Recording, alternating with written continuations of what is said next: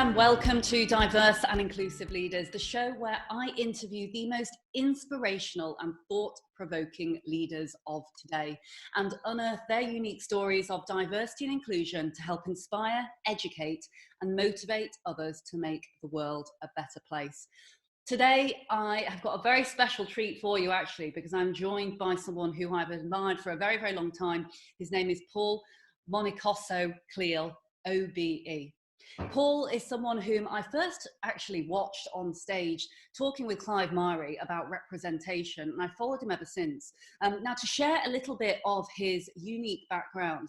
Now, Paul has worked for a range of different organisations. He's currently non-exec board member and advisor to a diverse range of organisations, developing, implementing strategy, change, diversity and inclusion.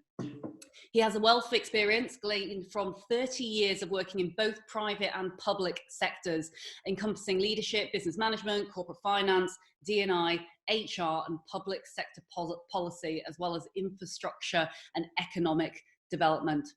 His current portfolio includes working for the likes of Guy and St Thomas's NHS Foundation, which is particularly critical during the unprecedented time that we're in at the moment. He's also vice chair of the board at Kingston University. He's non-exec at National Citizen Service Trust, or NCS, Equality Standard Assessment Panel member for the Premier League, and also advisory board member at Sainsbury's Foundation. Phew, I hope I got all of that in there for you, Paul, and welcome to the show, of course. Thanks, Leila. Thanks very much. Yeah, you've covered most of it. Well, I hope I have. Is there anything that I've missed off there? Because I know it's pretty an exhaustive list. I had to take a couple of breaths in between. I think they're the key ones. I do a quick plug for Impact X, which is a startup venture capital fund, private equity fund that's looking to invest in disadvantaged entrepreneurs, particularly for minorities, also women who don't tend to attract private equity. But that's quite new, working on fundraising at the moment, but I'm involved with them too. So that's a bit more on the background, but yeah, you've covered the main roles. Jolly good. Well, that sounds fascinating, and I'd love for us to talk more about that and the portfolio. But before we do, there's just two key things, I guess, Paul, that I would love to discuss. It only feels like yesterday since we were actually sitting having a coffee in person, but of course, since then we've been struck by the horror that is the coronavirus or COVID-19. And what I wondered, before we kind of do a bit of a deep dive into your background, because I would love for our listeners to actually hear how you came to be where you are today. Before working within the portfolio roles, you worked for PwC, and I thought it would be opportune for us, actually, before we kind of get onto a deep dive of your personal career and history, if we discuss some of the observations that you have seen across the board, really, when it comes to COVID-19 or the coronavirus, which I know is deeply affecting pretty much everyone on the earth at the moment. Well, I think it must be one of the own. I mean, I think it's unique in the extent that it's affected people across the earth, as you say. I mean, I have family in Cameroon, especially. I was talking to my brother yesterday. You know, they're in lockdown. His wife is working in Ivory Coast in Abidjan, and his daughter's in Accra, Ghana.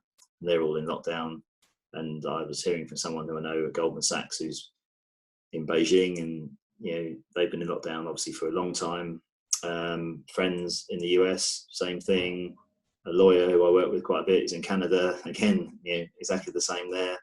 So I think it's unique that we've all been in the same boat to this extent. I mean, even in the past, you know, with events like world wars, they have been world wars in most senses, but I don't think they've quite reached everybody in quite this way. So I think it's a unique situation and perhaps proves how globally connected we are. So to the extent people want to think otherwise, you know, we are truly in a global world now, and that has its benefits, but also has its costs, and this is obviously one of them. I mean, I think the biggest observation I'd make is about human nature, really. I mean, we've seen it in glorious Technicolor already, and in many ways we've only really barely started here in the UK. You know, the stuff about communication and whether people do as they're asked to, you know, I think it's really interesting. You listen to what the government say, how quickly they've had to change their advice, saying that we won't do this, you know, keep people at home, we won't shut schools. And then a few days later, the schools are shut. and each few days more advice comes out that's completely different to the previous advice, and that in itself makes people panic. And clearly, there's then been panic buying in the shops. So you're seeing people just react in whatever way they think is right, but at the same time, people are panicking. People are not taking the advice, and they're just carrying on like before. I just went for a quick walk to get some exercise, and as you're allowed to do still. And there's 4 people having a picnic in the park, and the social distance involved was not the prescribed government quantity of 2 meters at all, nowhere near it. So I mean, some people just don't get it, and I think the issue is that these things become real to people at different rates, and you've seen that in, for example, climate change. It's taken more than 10 years since people began to talk about climate change, and some people are still not really interested. Other people have been campaigning out on the streets, and what we've seen with COVID-19 is the same process, but I guess crunched down into almost days.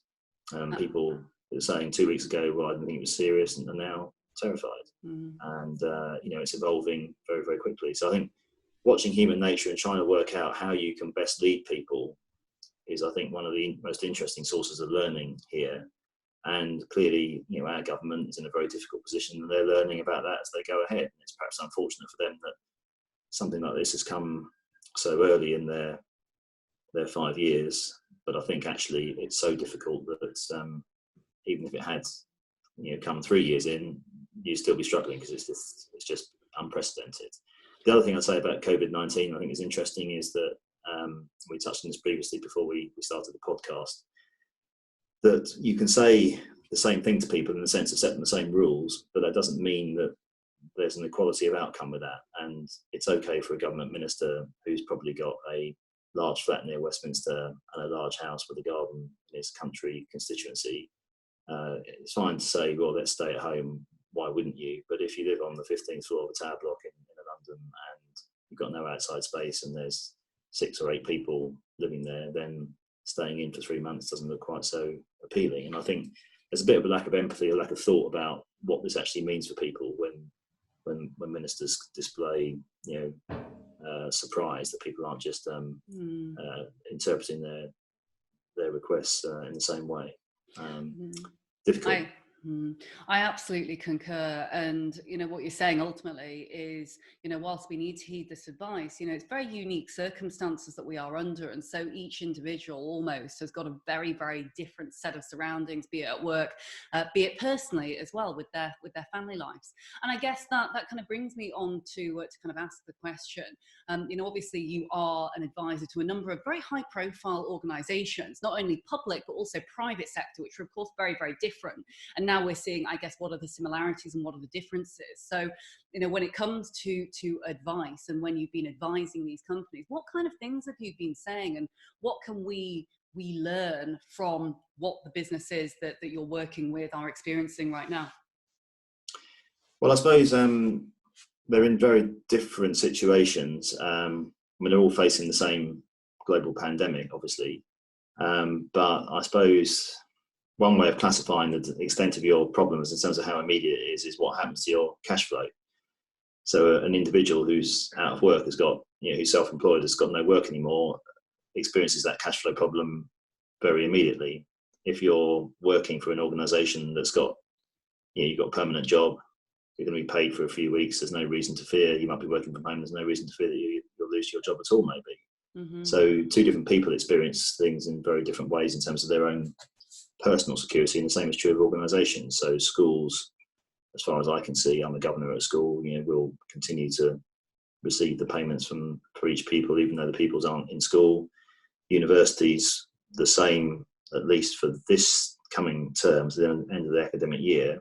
But then universities are in a very difficult position for next year, because no one knows with any certainty what's going to happen with A-levels, how people will be assigned to universities, whether they'll get enough.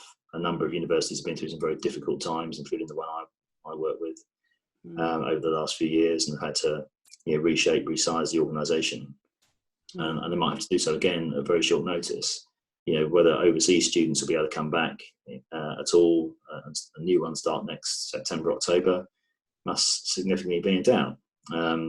Elsewhere in my portfolio, obviously, in terms of the NHS, the issues are not to do with whether your revenue stops. That's not the issue at all. The issue is whether or not our trust can cope with the volume of patients, and it's already under a lot of strain. And clearly, here we are towards the end of March, things are going to get much worse in April. So different pressures there, more to do with operationally, logistically, what can be done.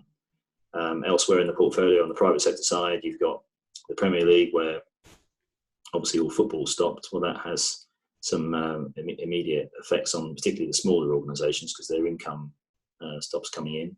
The larger ones, however, are less vulnerable to loss of revenue at the gate, but they do need to complete the season in order to keep their TV money. So they've got a different set of focuses, and they need to think about how they're going to do that, and that will drive their behaviour going forward. So Sainsbury's, another one of my organisations, like other supermarkets, obviously facing incredible pressures as well. Not so much on their revenue, but again on the logistical side to keep us all fed, and particularly in the face of that panic buying. So different organisations are experiencing different pressures from revenues, and also some on their cost basis, particularly those who obviously run out of revenue have got to do something very quickly about their cost base, and that has unfortunate, painful consequences for their people. And people are really, I guess, the focus of all these businesses, and probably what I care about most in these organisations. And looking after those people, doing the right thing for them is going to be hard in a very fast changing situation. And I think the good leaders around will be keeping close to their people, listening to them, and trying to reassure them as far as they possibly can. But actually, reassurance is no good if it's not true. So actually, the best policy in this for leaders, I think, at this point, is to be honest with their people and to do what they can to protect them from the uncertainty. Absolutely. And I mean, what a time to be working within such a diverse portfolio of organisations, Paul. I mean, I'm sure, and I know that you'll do a fantastic job, but I'm sure you'll look back at this time and think, oh my goodness, to be, advising these different types of organisations, which, as you quite rightly say, will affect in very, very different ways. Whether it be kind of logistics and ops, through to kind of cash flow and, sustainability. Wanting to, I guess, move on to kind of other subjects, and actually perhaps touch on a couple of the pieces which I would have loved others to share in when we had our coffee just a couple of weeks ago, is around your personal story. I'd love perhaps for you to be able to share a little bit about how you actually came to be where you are today. And if you don't mind, to share some of your personal background, because I find it absolutely fascinating listening to your story, when it comes to social mobility, representation, the family environment that you've grown up in, and how you have, I guess, made it to where you are today when it comes to leadership and success, in inverted commas. Well, I'm absolutely willing to do that. My family is, I think, quite an interesting one. My parents grew up in very different circumstances. My mum in Croydon, in South London, very kind of, I guess, ordinary background. Didn't go to university. No one in the family had on my sort of British side at all until me. My father, on the other hand, born in Lagos, Nigeria, to Cameroonian parents, and came to London to Guy's Hospital, where I'm now a non-exec director, funnily enough. In 1948, year of the Windrush arrival, he came from Nigeria to study medicine, and he met my mum then. They ultimately, split up after a while when he went back to Africa to continue his work there. But he was back in London at some point, and here's me in the sort of mid-1960s appearing. But I grew up with mum just here. I was very lucky. I had a very bright, resourceful, loving mother who I think did everything for me, and that was her sole focus for her life. And you can't ask much more than that. She was great at doing education at home. She couldn't work. She was just looking after me. She had no money to speak of, and certainly nothing from my dad. So she got on with it, and I think instilled in me a kind of can-do mentality, if you like, that meant that I would, I guess, be better than most, perhaps at getting past barriers and thinking that, I'd have the confidence to do well. And she really always pushed me forward. And it was only really later in life, via going through school, I got a scholarship age 11 to a very good school, which was a real turning point in my life. Got me into a different social group and gave me a much better chance to get to university, which I then did. And it was really around that time when I left university that I guess things changed for me quite radically. My mum died at that point, so she was kind of the main sort of stable point I'd known throughout my sort of 21 years at that point. I didn't really know my dad at all. I'd met him a handful of times, but we eventually, we started a really great relationship that then lasted for another 30 odd years till he died a couple of years ago. And I think the inspiration of knowing about his success, he was a politician and doctor.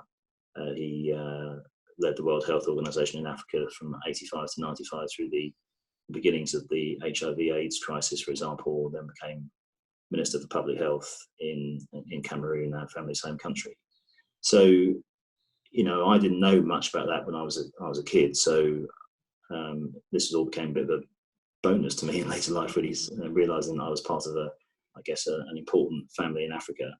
But I had to grow up without that, and I guess suffered the difficulties that being non-white brought in the early 70s, and had my fair share of difficult times and abuse and so on. But I made friends and learned to adjust and win people's trust, and built my career gradually. Built my school life and then my career in much the same way, working in from the outside sometimes, getting to know people, finding common points. I think something that you're very good at, Leila, as well, from what I've seen. And then building trust and developing relationships that you can then rely on. And I did some time in the public sector in Croydon, where I worked for the council for a few years, got involved in infrastructure in the early days of PFI, got us a secondment into the Treasury, got spotted there by Pricewaterhouse, recruited by them. And then 5 years after that, in 2001, I became a partner, and I remained a partner there for 16 years. And I guess that's where most people in the business community that know me from. I spent 16 years as a partner. I was first a corporate finance partner, then later was on the board of the UK firm, ran the government and public sector practice for a few years from London. And then my last role was out in Africa, back when my dad started in Lagos, Nigeria, on the board of PwC in Africa. And that was quite an experience. And I left the firm back in 2017 after 21 years. So that's kind of how I got to where I am now. Started the portfolio at that point. Wow. Paul, that's just absolutely fantastic. Absolutely fantastic. And I hope you don't mind me, drawing our listeners' attention to the word resilience here, because I think what you have done and what you've achieved absolutely epitomizes resilience. And, throughout my career, I've spoken to, at many events that you and I have both attended, spoken to many individuals who are climbing the corporate career ladder, and finding it quite tough. And I'm sure people like that look at individuals like yourself, and I know I certainly do, and think, as someone who is British through and through, but someone who is not white, how do you keep going in times where, frankly, you have to be resilient, and fine well that you are the outsider in with a number of people that you don't feel necessarily emulate many of your personal characteristics, certainly not physically. How can you perhaps best advise others that are listening in when it comes to things like resilience when you are different, I guess? Well, I think I remember when I was about 5, my mum said to me that I'd need to be, make sure I was better than everyone else at things to make sure I got whatever I was competing for, whether it was a place in the football team or later in life, jobs, etc. And I've always found that to be true. I think it's good advice for anybody. If you set out to be better than all the competition, whatever you're competing for, and life is often competition, unfortunately, then you've got a good chance of success. If you set out to be pretty much the same as everyone else, well, we'll see what happens. So I think there's a lot in terms of my upbringing, in terms of being warned that I needed to be demonstrably better to get where I wanted to be. I say because of my colour. So I mean, she was very clear about that. I mean, she was absolutely crystal clear when I was very young that it would be a bit harder for me if I didn't work really hard and make sure that I was the best at what I was trying to do. And at what point in your career did you kind of feel, and I know you mentioned that there's been a number of kind of turning points almost, one being when you went to school, one being, say, when you made partner and people maybe viewed you in a different light. But was there a point in your early childhood life where you felt, right, do you know what, sod this, I'm going to embrace my differences? Because, and when we had our coffee together in London, I shared with you that I found it terribly difficult growing up because I knew I was different and I wanted to be the same as everyone else. And it took quite some time before I did embrace that difference. Was there a point in your early life, Paul, where you just thought, right, I'm going to embrace this? Oh yeah, absolutely. I mean, I've been from one extreme to the other, and I think it's something that a lot of the young people I mentor now have the same issues. I mean, I've tried sort of blending in and trying to be accepted by everyone because I'm the same as them, and that didn't work. And then I kind of tried being kind of at the other end and be extremely different and slightly rebellious and decide that I wanted to be totally different to everyone else. And you can decide that African, you get over to Cameroon or Nigeria and find that actually the Africans think that you're British. So if you're not careful, you can fall between the two stools. And I think the secret to it in the end is realizing that actually being different is a good thing.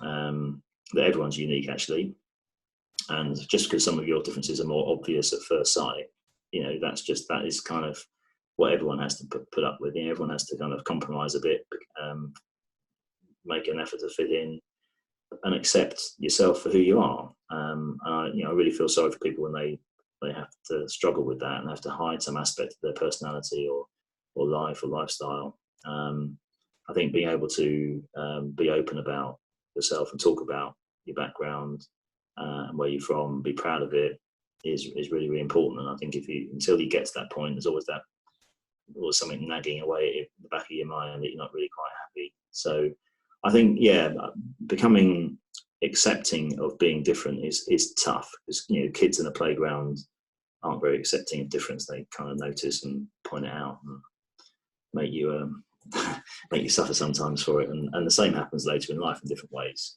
So I think being different and being proud of it is an important point, because I think that then gives you a basis on which to be resilient going forward. And resilience is always necessary. And I think it's always important for people to understand. Sometimes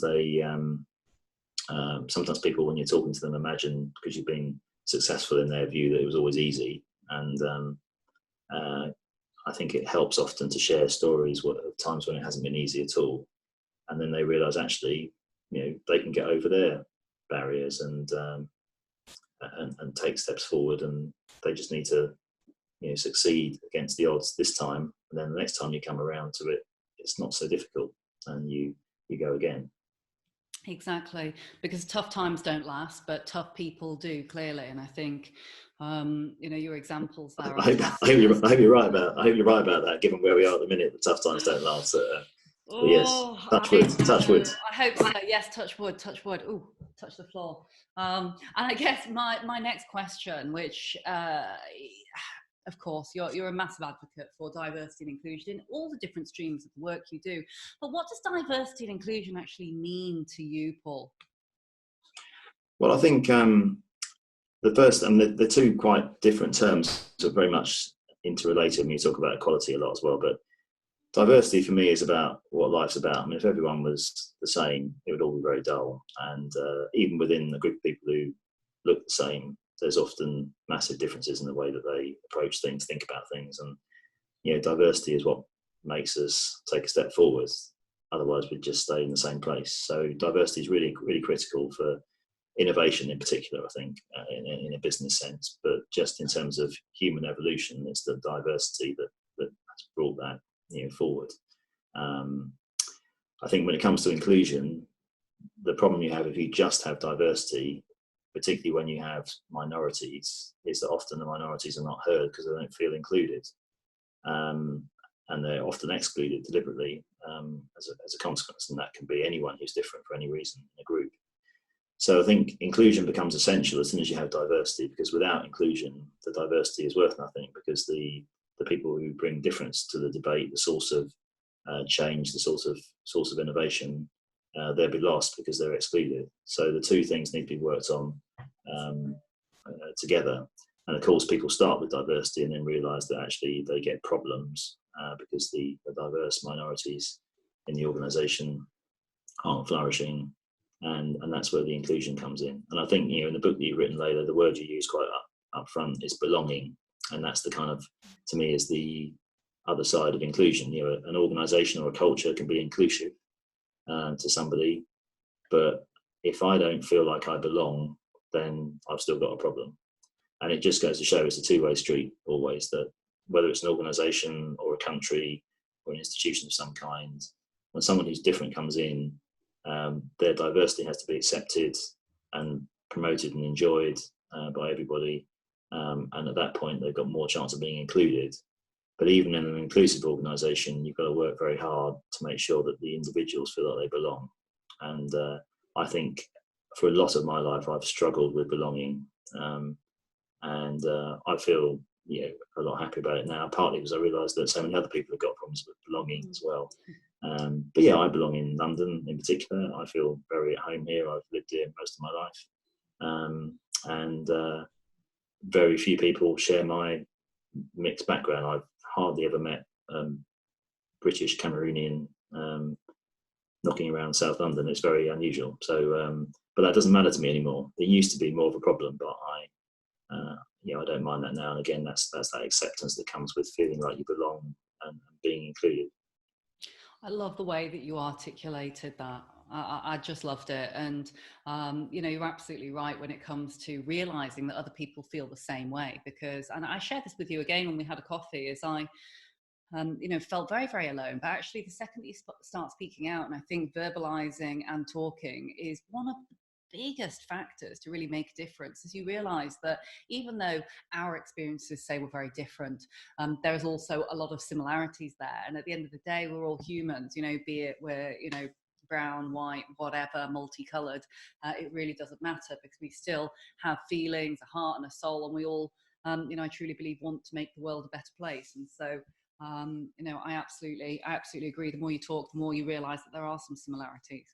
Yeah, that's right. And I think the other lens on this in terms of difference, very much going back to what I was saying about COVID-19 and it having different effects on different people depending on their circumstances, is that one of the biggest differences that people have is essentially wealth and inequality related differences. And that's why I became so interested in social mobility and joined the government Social Mobility and Child Poverty Commission back in 2013 under Alan Milburn for 3 years. And that was really fascinating. I learned such a lot about the differences that we have because of our upbringings. And whereas perhaps I'd thought that I was, not so well off because I had a single parent and not a lot of cash as I was a kid, and next door people had colour TV and I had a black and white one, that sort of stuff.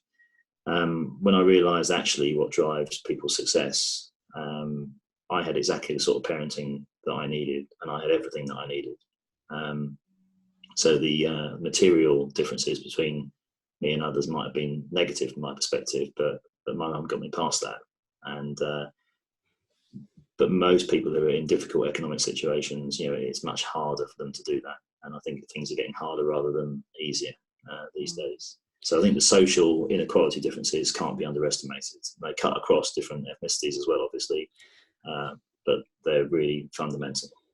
That they do, and they are critically fundamental. You're so right, and I'm really glad that you brought that up, actually, because I think it's quite easy for us to almost stereotype different streams of diversity into purely gender, purely race, etc., because perhaps those are the ones that are most highly publicized. But actually, social mobility is one that I would class as an invisible diversity. It's one that exists below the surface level, and actually, unless you ask, you don't know. We couldn't presume that someone has a degree, has been, brought up on a council estate versus being grown up in a, in a large house with a colour television. It's something that we really need to ask the question in order to find out. Very much the same as mental health. Things might look perfectly fine on the outside, but actually, until you really get a deeper understanding of what exists underneath the surface, you really don't know. And social mobility, as you quite rightly said, is absolutely critical. And pushing upwards for upward social mobility as well through education I think is something that we really do need to pay far more attention to than we have been previously. And just before we wrap up for today, Paul, because I'm looking at the clock and realizing that we've been talking for a very long time already, but I really want to ask the lightning round questions because I know that you're going to give some really interesting answers to them. I'm going to give you 30 seconds only to answer each one. And I'll ask 3 or 4 before we wrap up for today. And firstly, biggest one first is what's been your secret to success? Secret to the success is, I think, keeping my options open, to be honest, is the first thing. Never being too fussed about any specific outcome, but making sure I always had good options. And then using networks would be the second thing I'd add. A lot of people have helped me over the years. I've been very fortunate. You have to ask for help, by the way. And then I think, lastly, I'm an optimist. Glass is always half full. Very good. And how about the biggest inspiration or inspirations, should I say, that you've experienced? Well, I'd have to say, those closest to me really. Been very lucky in that respect. So my mum, early on, unbeatable. Everyone says they've got the best mother in the world, but I like to think I'm the one that was right. And then later in life, actually, my dad took over as a great inspiration, and through the last 30 years, alongside him, my wife Suzanne also has been tremendous. So I think the people closest to me. Lovely. I love how you've named all people that are personal to you as well there, Paul. And finally, if you could go back in time all of those years ago, and if you were giving advice to the young Paul, or rather even to someone who might be listening in today who's embarking on their career ladder and thinking, oh my goodness, I'd love to be where he is one day, but it's pretty damn tough. What would you say to yourself or others? Well, some of the words we've talked about today, networks, persistence, resilience, all those sorts of things are definitely there. I think asking for help is a really fundamental thing that often people don't do. And recognizing that you kind of need a bit of luck on the way too. So don't get it straight away. You need to keep trying. There's lots of different factors in being successful, but you certainly can't do it on your own. So enlist other people in the mission. Thank you so much, Paul. It's been a real pleasure having you on the show today. I'm just going to pick out a couple of standout pieces from our conversation. And, first of all, I think, as I said before during the podcast, resilience, I think you absolutely epitomize it down to a T. And I hope those who are listening in today are inspired by some of the things that you have said. The background that you've had a multicultural background growing up, like you said, in the 70s, not an easy situation given some of the racism and the abuse, quite frankly, but making it up to where you have in your career, and now managing this portfolio career, I think is something really very, very aspirational for business leaders and for for those who are embarking on their career alike. So those who are listening in, please do pay attention to some of the things that Paul has said, especially around COVID-19, which I won't repeat, but more so around the importance of networks, the importance of being incredibly persistent. Look, success does not happen overnight, and clearly you can see that, but literally kind of picking yourself up, trying again, dusting yourself off and keeping at it, eventually he who dares or she who dares wins. And actually a little bit of luck along the way and reaching out to the right people. Do not be scared to do that. If you want to reach out to Paul, if you want to reach out to myself, or if you're having a difficult time just in general for whatever reason, please do reach out to us because we would love to hear from you. So before we completely run out of time, I'm going to thank Paul again for being here with us on the show today. My name is Leila Mackenzie-Dellis, and you've been listening to the Diverse and Inclusive Leaders podcast show with you every week, but more frequently during this unprecedented time. So do check us out. You can visit www.dialglobal.org/podcast, or you can visit www.leilamackenzie.com/podcast, and I'll put all of the notes from today's show along with summaries there and ways that you can reach out to Paul directly. He's on LinkedIn as well, and I think he's all over Twitter as well. So make sure you do check out what he is up to. Thanks again, and look forward to seeing you again very soon. Bye for now. Thank you so much for watching the Diverse and Inclusive Leaders podcast. Please do feel free to hit the like button below, or if you'd like to receive future notifications, do ping the notification bell here at the side. If you're interested in the audio version only, you can find it on the following streaming platforms. Any extra info and descriptions will be in the links below. Look forward to seeing you soon.